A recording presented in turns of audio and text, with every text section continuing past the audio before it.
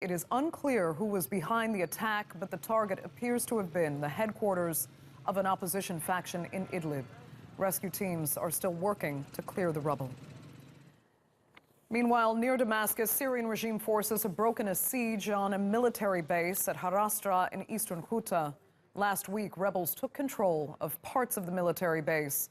The regime, backed by Russian jets, launched an offensive to break the siege and liberate at least 200 soldiers trapped there.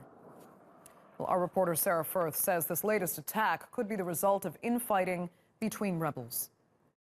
Well, that explosion taking place right in the heart of Idlib city. It's not immediately clear who was behind the attack. No one has claimed responsibility yet, but there are indications that possibly the target was a minor rebel faction in the city, the headquarters of that rebel faction, and that possibly this is the result of some kind of infighting between those rebel factions. The explosion itself, there are reports that that was the result of some kind of improvised explosive device, possibly a car bomb. But at this point, it's not clear how many of those killed were civilians, although monitoring groups talking to people on the ground say that among those dead, there are a number of civilians who have been killed.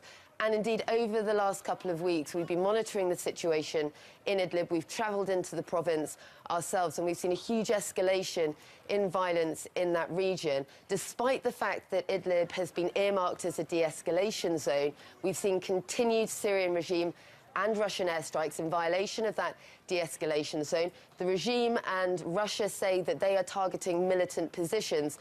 But what happens when you go into Idlib is that you pass through numerous checkpoints. This is a region controlled and run by guns.